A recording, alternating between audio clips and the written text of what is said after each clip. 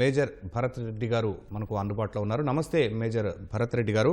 విమాన ప్రమాదం అత్యంత దురదృష్టకరం. దీనిలో ఎంతమందిని రక్షించడానికి ఆస్కారం కనిపిస్తోంది? On the prima facie, I doubt there could be any survivals, and because of the intensity of the incident or accident, we can call it as an accident.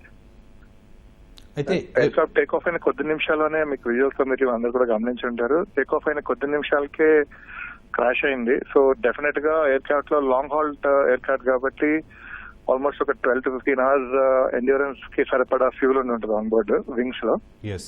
అంటే 8 గంటలు ఇది ప్రయాణం చేయాల్సి ఉంది. మధ్యలో ఏమైనా హాల్ట్ ఉండేందా? అంటే ఫుల్ ఫ్యూయల్ తో ఎక్కువ లోడ్ తో వెళ్తూ ఉండడం వల్ల ఇలా జరిగిందా? సాంకేతిక సమస్య కాకుండా in case of any problem at the destination airport, diversion airport కూడా సరిపడే ఫ్యూయల్ తీసుకెళ్లాలండి. ఎయిర్ కట్ కదా, ఎయిర్ కట్ అయినా సరే మీరు వెళ్ళే డెస్టినేషన్ తో పాటు నియరెస్ట్ క్లోజెస్ట్ ఎయిర్పోర్ట్ కి సరిపడా, అంటే in case of any deviation closest airport కి వెళ్ళి అంత ఫ్యూయల్ మీకు ఫ్లైట్ లో ఆన్ బోర్డ్ ఉంటుంది. అంటే మొత్తంగా ఇప్పుడు పైలట్ దాన్ని కంట్రోల్ చేయలేని పరిస్థితి, ఎలాంటి రిస్క్ తీసుకున్నాడని మీరు అనుకుంటున్నారు?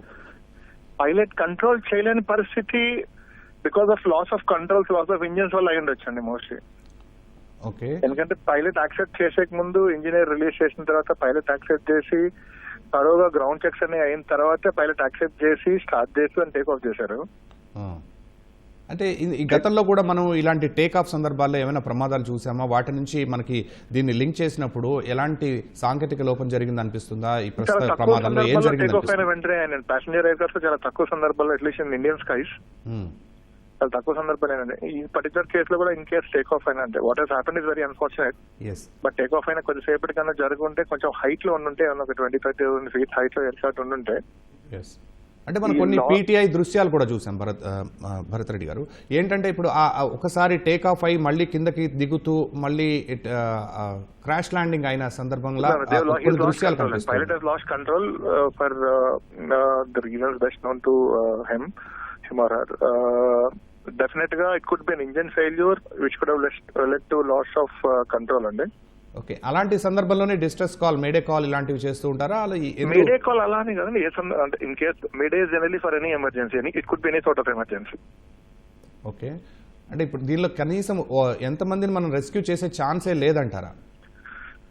Personally, and it's too early for me to comment, but then personally my gut feeling says, looking at the intensity of the accident, the survival of any passenger or crew is very very remote అండి.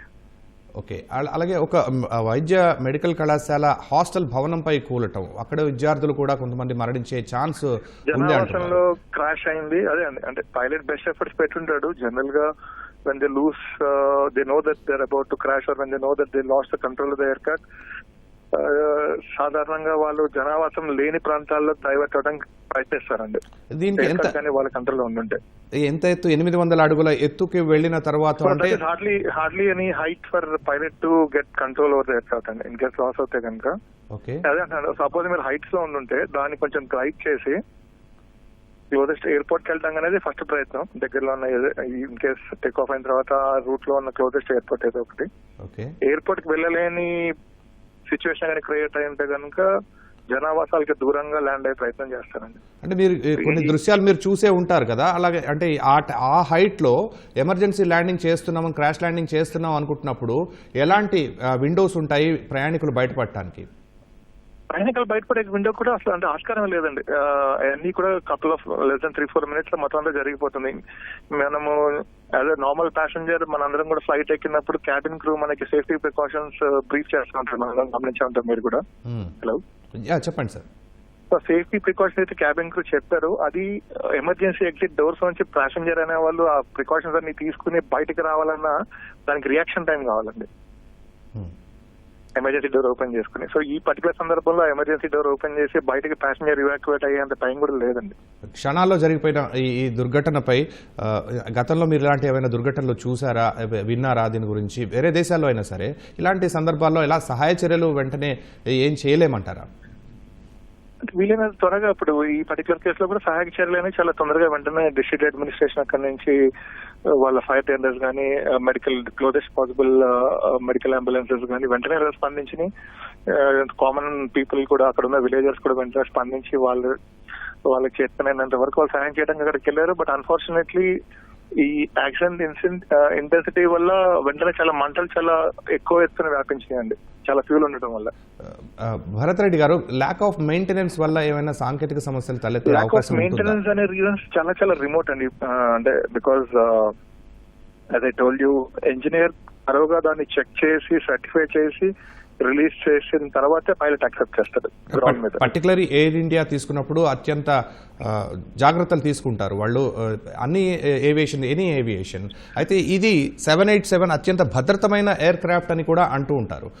ఇలాంటి incidents ఏమైనా ఇంతకుముందు జరిగి ఉంటాయి? 787 dream liner లో accidents చాలా తక్కువ అండి. అంటే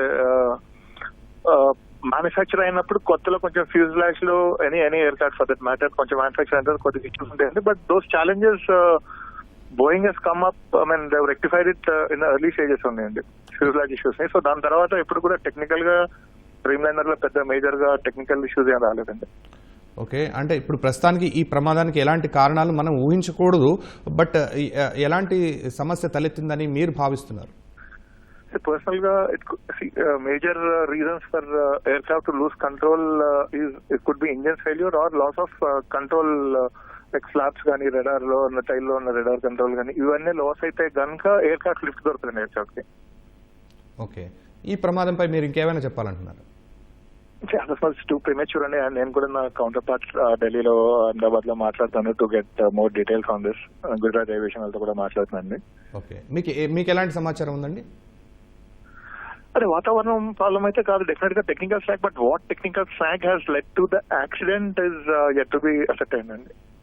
రైట్, ధన్యవాదాలు major Bharat Reddy. Thank you అండి.